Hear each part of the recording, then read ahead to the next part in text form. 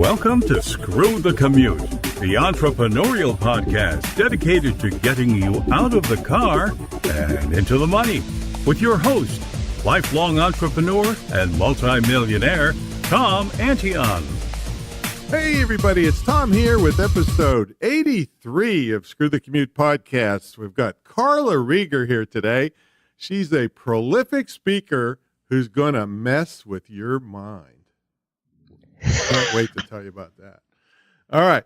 Last episode was YouTube secrets. There's tons of little tips and tricks to be successful with YouTube, and we exposed a ton of them on that episode. That's episode 82. That's one of our Monday training sessions where we go in depth on something that's either made me or saved me a lot of money. And then on Wednesdays and Fridays, we do interviews with great entrepreneurs. And then we are starting our youth series. So Tiffany Hawkins is going to be our first. I've known her since she's a little girl.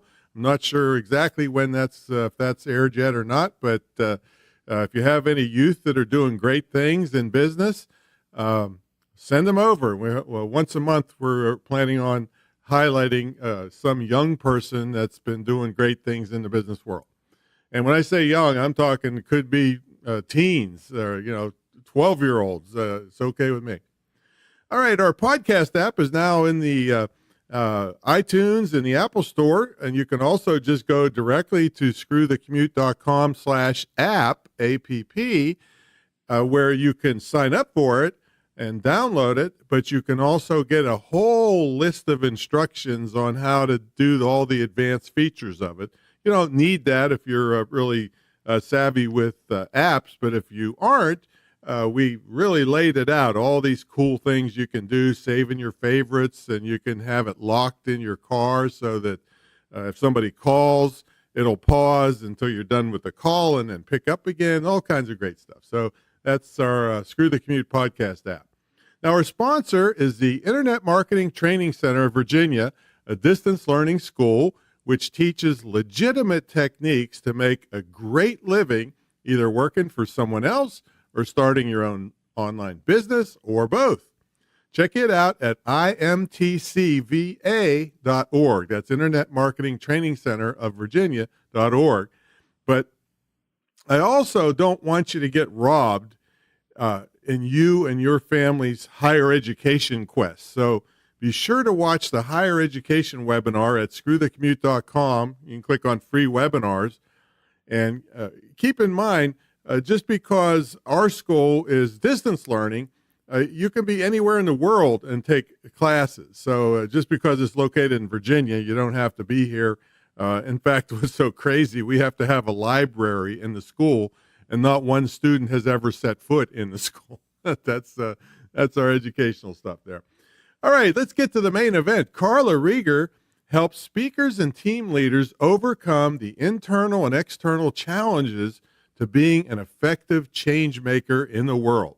She's the co-founder of MindStory Academy. See, I told you it's going to mess with your mind. And the CEO of the Artistry of Change Productions. Now, I don't know if I can believe this next part. She's been a professional speaker for 24 years. Now, that's dubious to me because she looks to be about 20. So I'm not sure if that could possibly be right. But she claims she's addressed over 1,000 groups on 5 continents. So we'll see when we get see if she sounds like she's old enough to have done that when she gets on here. Anyway, she's also written 5 books, created 10 online learning programs, and is the host of her own podcast show, again, messing with your mind, the MindStory Speaker. Carla, are you ready to screw the commute? That is the commute. Let's screw that commute. All right. All right. Yeah. Well, you're in Hawaii right now, and that was a long commute. But but what are you doing in Hawaii right now? Well, when you work for yourself and you work online, you can live anywhere. And normally we live in the UK or Canada, and heck, it's not very nice there in the winter. You're kidding. True. Yeah. So you're actually we working like the and sunshine. living. Working and living in the sunshine. Isn't Yeah. that nice? Isn't that nice? See, that's the whole thing about this beauty of working for yourself. So tell people what you're doing with all this mind stuff. Well, I help team leaders and experts be more resilient in the face of obstacles because we found that, I've been helping people with communication strategies forever, but I also find that most of the time, especially in my private coaching, I was helping people with skepticism, doubt, resistance, confidence, procrastination. And so after a while, I just started developing all these tools to help people in those positions, when they're talking to groups, leading groups, selling stuff. People get so much mind stuff in the way. So together with my partner, Dave, we've really focused on that resilience piece, bouncing back from setbacks and actually helping open people's minds through the use of advanced storytelling. Wow. So Carla, did you ever have a job? Well, I only ever had a part-time job in university, like usherette or waitress. And right out of university, Wait a minute. What's an usherette? I never even heard that term. An usherette is like, at the symphony house where you stand there and with your flashlight and show people where to sit. That's called an usherette. I never even heard that term before. Usher, only for girls. Okay. Well, were you really good at that job? I was fabulous. What kind of things job. can happen? I mean, do people fight over seats sometimes? Like on the airline, like there's two people have the same seat and the flight attendant has to get in and fight it out with. Oh yeah. They try to sit in the, higher paid seat and you got to talk them out of it and they're sneaking booze in, Did you ever hit anybody with a flashlight or anything? Oh yeah. Many times. So you were an usherette and then what else were you? Well, then right out of university, I did this subcontracting contract with a training company. And I was working from home, set my own hours.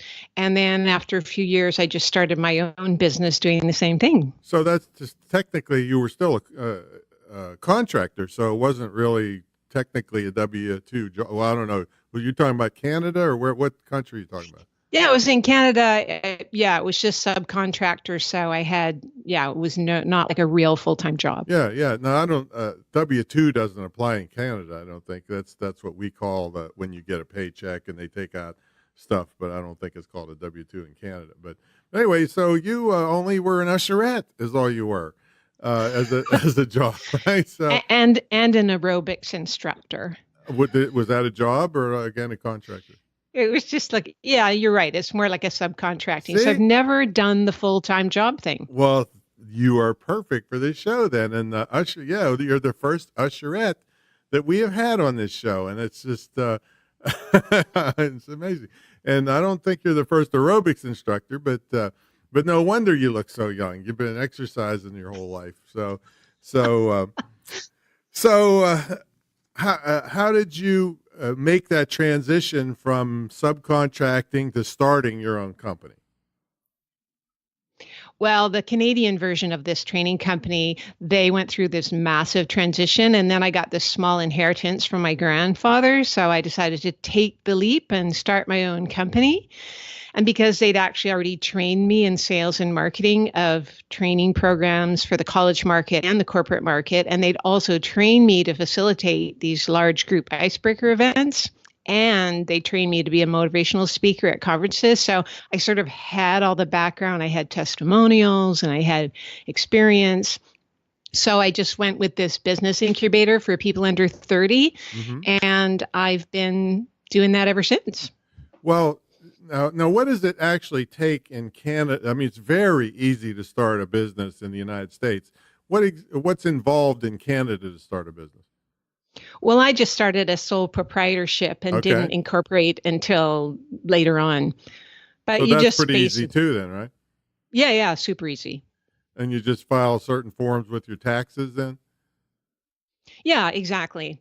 Just got myself an accountant to help me figure it all out, and boom, I was in business and just got a little business license. And this incubator was getting lots of training in the beginning, super helpful, got me profitable more quickly. Yeah, so you were getting paid to work, or I'm paid to learn in those days before you started your own business, right?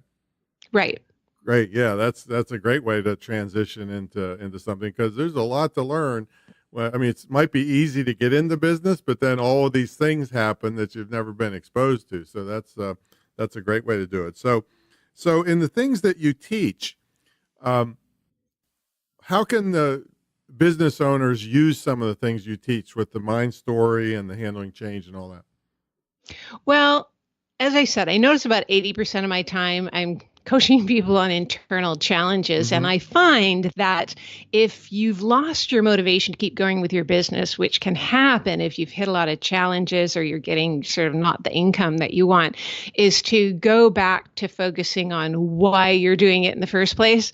And, you know, what is important to you ultimately about doing this. And people forget to do that. They just stay focused on the obstacles. And so I always think it's really good to just focus on stories, because if you write out a whole bunch of stories about, you know, when you've done well in your business, you know, when somebody said yes, you know, things that have gone well, because most people just remember the bad things, The the disaster. person who Yeah. said no, the disaster, and those go to the front of the Rolodex in the mind in Mm-hmm. terms of all the memories. And so if you write out every time in detail all the good stuff that happens, it's like taking a snapshot.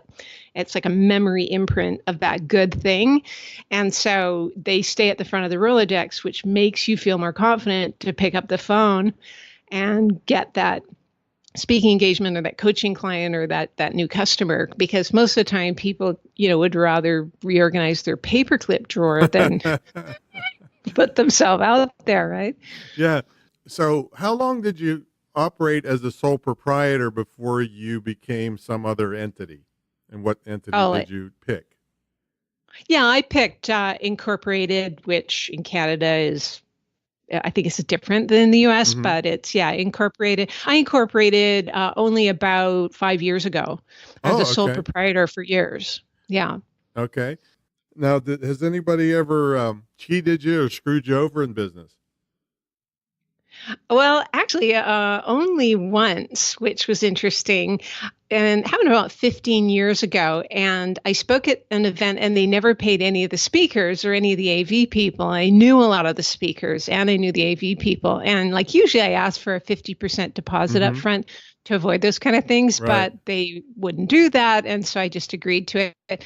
And the organizers just disappeared into the night, and no one ever heard anything from them. Probably And some so, other speaker killed them and threw them in a lake up there somewhere. that's right. That's right. And, you know, I spoke to several colleagues after the event. None of them got paid. And, you know, I just chalked it up to bad debt and focused on the people I thought I made a difference for. You know, it's like a pro bono gig. And it was an important shift over for me, because to this day, I had some of those same colleagues are still bitter about that. And it's like 15 years later, it's just like, you know, get over it. So again, it's the story you tell yourself, the mind story you tell yourself, right? And the meaning you give it. So I help people with those kind of situations, Well, because we're always getting screwed over one way or another, right? did your mind? Yeah, but did your mind tell you don't do it without a deposit anymore? Oh, yeah, of course. Yeah. Yeah. Okay. As long as you changed your behavior because of that. Yeah. Yeah. I got to Sure. the point where I required 2 weeks or 50% non-refundable with the contract, and the other 50% 2 weeks prior to the appearance. And I'll tell you why. A lot of the places I was speaking at the time, the training director, I might have made 4 times what he made in all month in 1 hour. And so he wasn't too happy, or she wasn't too happy about me. And they'd leave me wandering the halls waiting for my check just because they were so bitter about how much money I made. So I said, I'm looking like I'm homeless after the speech, you know, walking around waiting for my money.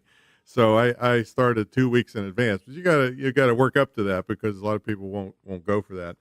Now, anything crazy, funny, bizarre happen in your business life? Well, oh, lots. Well, you know, one thing I like to share is that I find that it's super important to, talk about your why in business. And I never talked about why I do my business and until this weird thing happened. Like I was teaching fun as a team building tool. I was doing a lot of improv games with companies. And so I never told a personal story.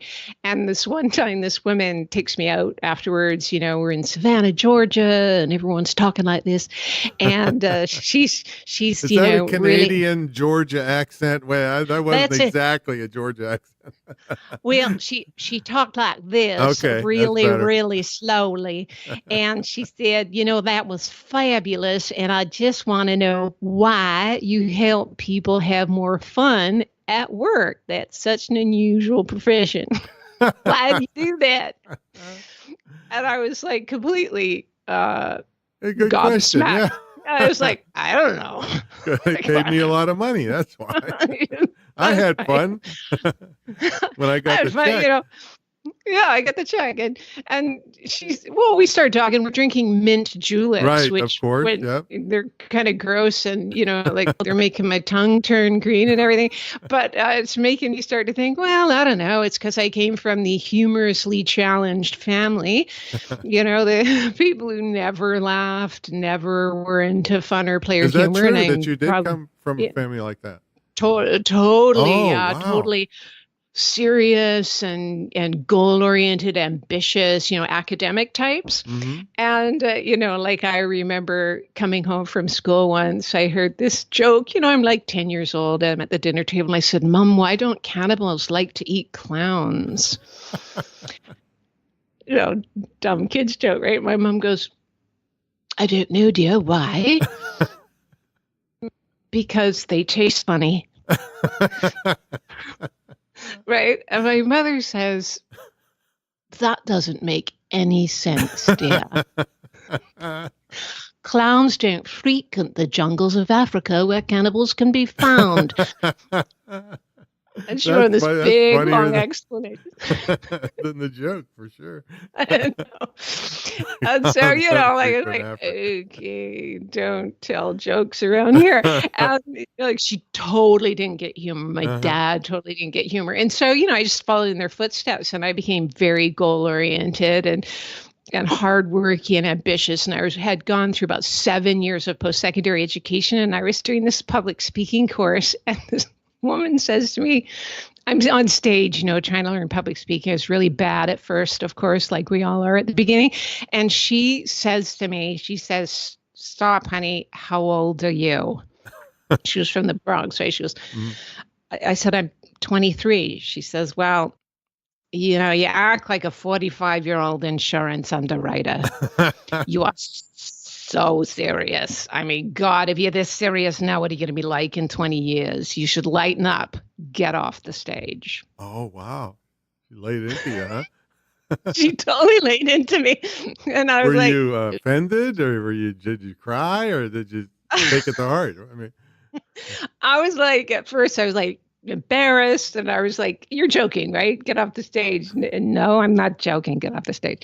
And so I got off the stage, and I was driving home thinking, okay, that's so weird. But I thought, I was just working all the time, and I was wearing, only 3 shades of colors on clothing, grayish and grayer, like if I look at pictures of myself, right, I'm just not happy in any of the photos. And I thought, okay, maybe she's right. So I started doing I did a comedy class. oh my God, that's a big switch. Yeah.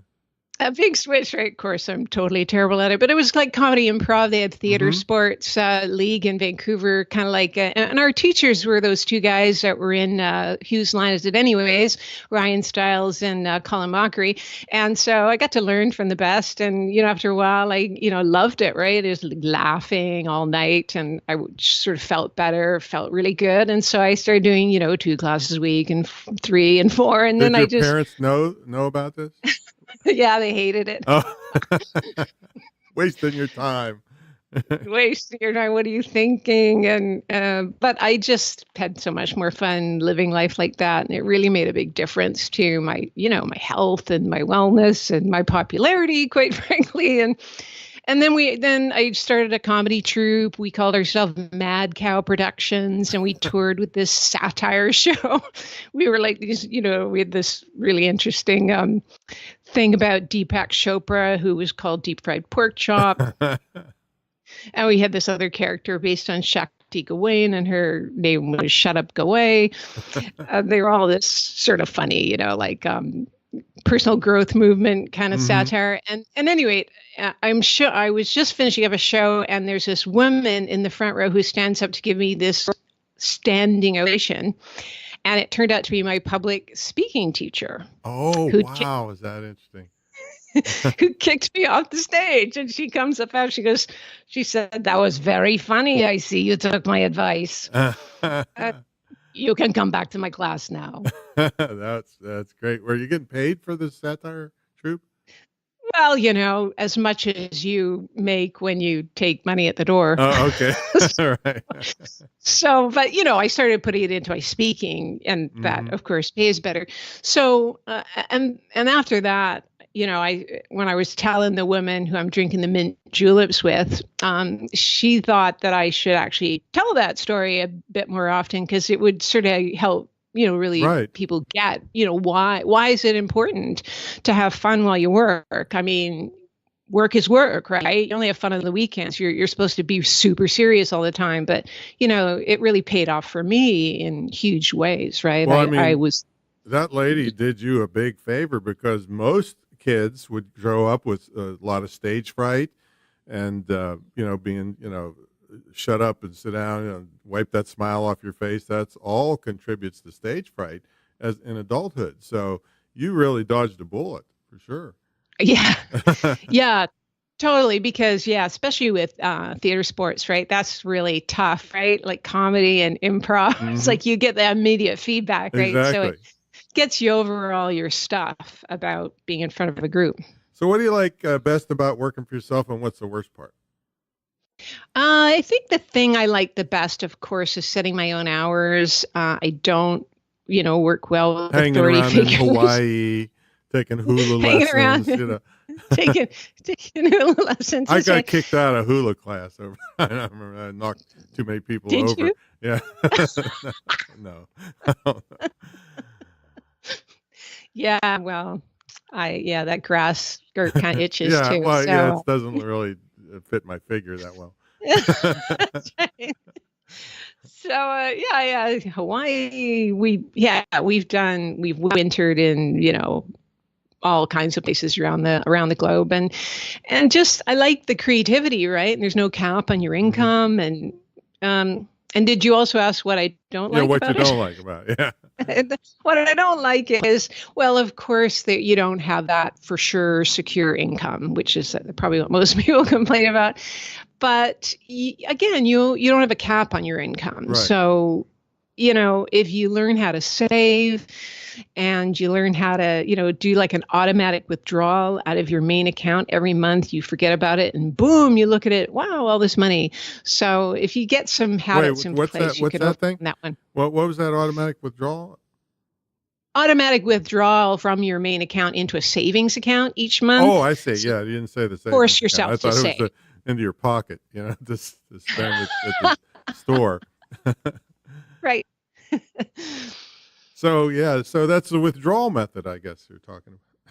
Yeah, which helps deal with the downside of, feeling like, oh, there's no secure income. And, again, and I help people a lot with that in their business, because most people have that constant anxiety when they start their business. And it really helps to have someone to work with or some processes to work with to just let go of that anxiety. Because if you try to, as you know, sell something when you're desperate or anxious for money, it never works. They smell it a mile away. Right? Yep, that's for sure.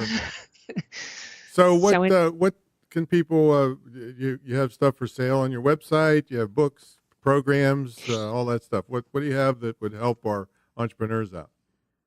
Yeah, we have all kinds of stuff. But one thing that I thought might be interesting for your listeners is we have this, what's called the Memory Imprint Journal 5-day trial, and it's free to try.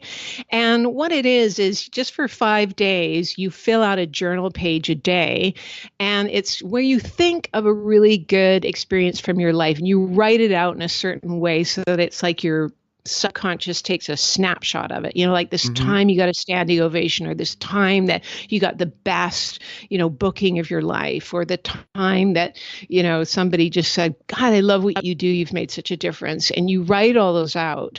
And there's other parts of the journal which really help you focus on building a good core beliefs at the subconscious level.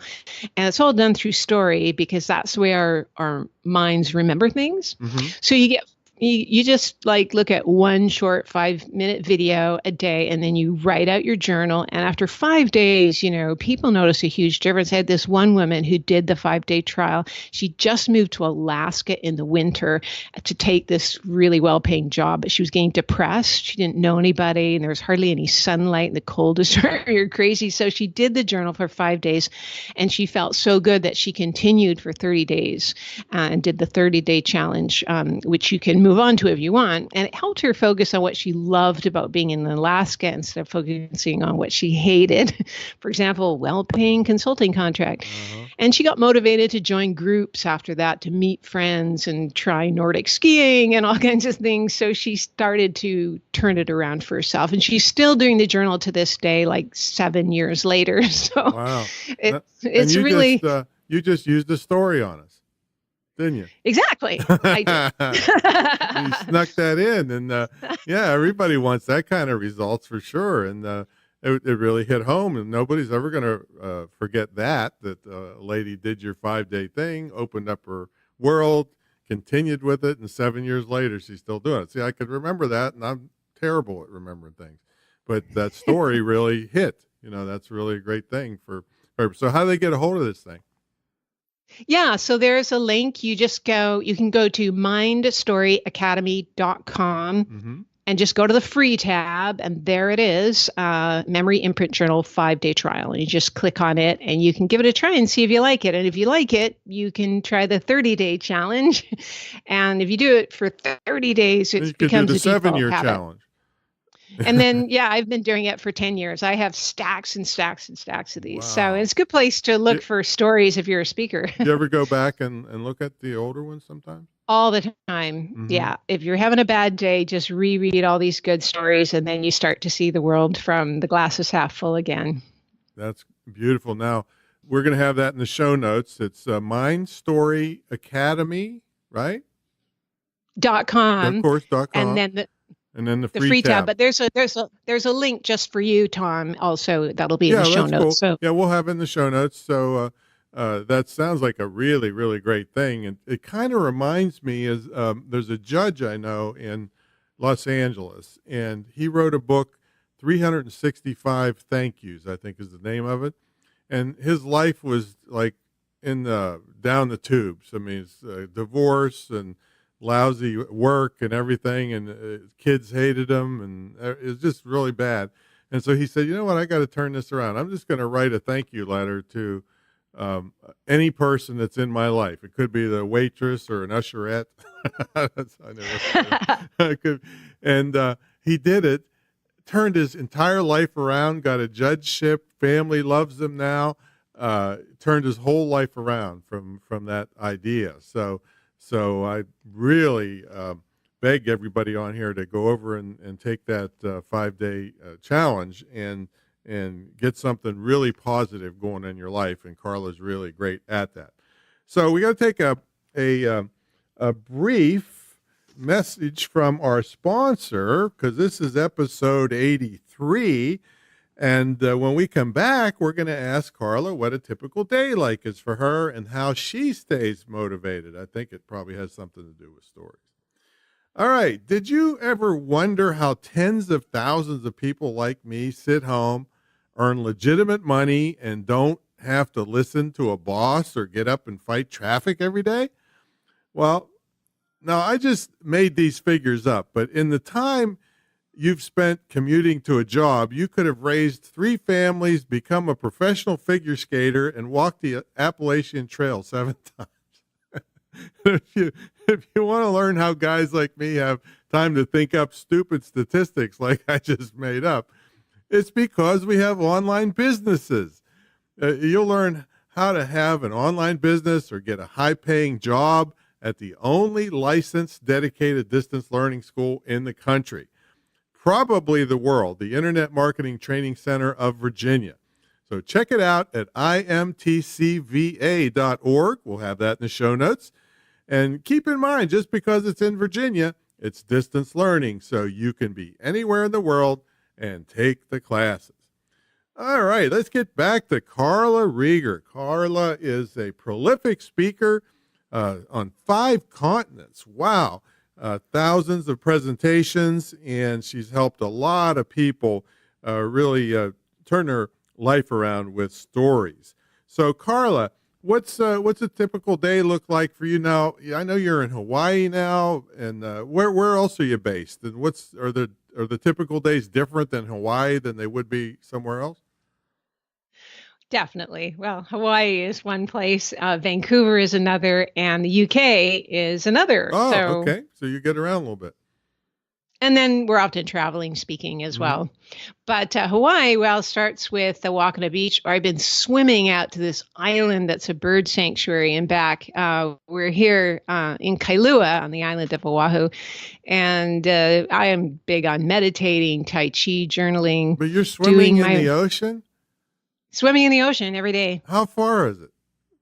It's just like about a quarter mile. You swim a quarter of a mile with the sharks and the stingrays and the cruise ships running over you. What the? It's a reef the whole way, so it's only like about 4 feet deep the whole way. Well, yeah, but it only takes like 1 foot for a shark to eat you. Well, the big shark, the sharks that don't eat people can't get into the reef. There's just the little hammerhead sharks, and they don't. Well, we hope they got that message. We hope they find you too big and indigestible. Oh, okay, especially me. So okay, so you swim to an island, and just cracks me up. Who is crazy enough to swim in the ocean? Oh my God! So all right. So yeah, so I'm sure your mother would have been thrilled about that too. No, my mother was the type of person who would have swum the English Channel and freeze her butt off. Oh, really? Okay. We're a big family of swimmers. But then, then I start my day and just, keep working. But, I look out on the ocean every day. So that's Hawaii. And, it's different if we're in rainy Vancouver or rainy UK. Okay, but all right, so let's say Hawaii. You take your swim and you come back, and hopefully you don't taste like a salt lick when you get done. And then what? And then usually I'm reaching out to clients for potential speaking engagements or potential coaching clients. I'm writing, emails and, setting up campaigns to sell different things, or I'm editing videos and creating new content or interviewing a podcast guest. You don't take a nap or something. You swam a half a mile in the ocean, and now you're all ready to go for the work day. I'd be like, it'd be dragging me in with a tugboat to try to get. I'm one of those people that can't sit still very long. I'm like forever getting out of my chair and like going for a run, going for a walk, going for a swim. Well, that's why you're in good shape. There you go. Yep. Dave, on the other hand, my partner, he can sit for hours and hours, doesn't bother him. But I'm just one of those antsy, kinesthetic people. Well, that burns a lot of calories for sure. So, all right, so take us to Vancouver. Now, I like Vancouver. I don't really speak in Canada because they don't really like me up there very much. The first time I ever got years and years ago, I got a gig up in Canada, and I thought, oh man, I'm going to be an international speaker. Oh yeah. So I go up there, and it's at the border. This is years ago. They said, hey, what are you doing up here? Oh, I'm going to speak. Oh, you getting paid? Oh yeah, I'm so proud of that. He said, oh, is that right? Come on over here. You needed a work permit. And they took me back for 3 hours and interrogated me and made me pay a fee, kind of bribed the guy to call his boss and let me in. and I get up to this, and I had to miss my limo. I had to go up to Ottawa, and the meeting planner is all drunk by the time I get up there. And she says, "Oh, you just should have lied to him at the border." Yeah, oh yeah. So if I go to Canada at all, I get flagged every time through an airport. Yeah. Man. But anyway, I did enjoy. I'd fly to Seattle anytime I speak in Vancouver, and then I drive up because it's just a beautiful, relaxing drive up there. So I do like it. No. What's that? Yeah. I remember bringing you in to speak in like 2000 for the brought me in to CAPS speak? of Vancouver. That was you? I did. Well, I was on the board. I was okay. one of those people. I was the program chair for many years, and I remember I was one of the people helping bring you in, and we loved it. We got a ton out of your wake 'em up system you had going there. I didn't realize that was you. So, but did you ever hear of the comedian Kathleen Madigan? No. Okay, I just love her. But she said Canada is great. It's like kind of like the attic to the United States. He says, you kind of forget it's up there, but you go up there and there's a lot of cool things. I've never heard that. That's really cute. Yeah, you're our attic. Well, that's what happens. I'll be speaking, and then somebody, if I'm in another country, they'll go, "You're a Canadian." All of a sudden, when I say certain words, I'll remember to say that cute little thing about what Canada is. It's the attic. So how do you stay motivated? Do I hear something like we have 20 some dogs here? Oh wow. Yeah. There's my professional trainers living here while their house gets finished, and they have like 15 or 18 some dogs. And hold on, can you hear that? I hear the little puppies. We got 4 brand new puppies here and everything. So anyway, how do you stay motivated? Well, I'm big on meditation and listening to audio blueprints, the things we make for people. They're kind of a self-hypnosis brain entrainment process that calms your survival brain down and gets you focused back on your vision and your creativity instead of worrying, because the worrying brain sucks motivation dry. Right.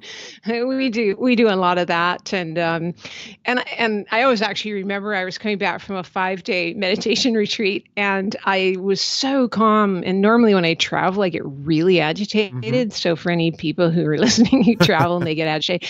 And I remember I was so calm and everything, and I brought this bag of cashews, and I was sitting in the departure lounge. I put the cashews down on this table next to me, and I look over at my text messages, and then the woman next to me picks up my bag of cashews and starts to eat them. And normally I would get annoyed because it'd be like, "I'm sorry, those are my cashews." But she looks at me and she hands me some to have some. And so I think, okay, I'm not going to say anything. I've just done 5 days of meditation.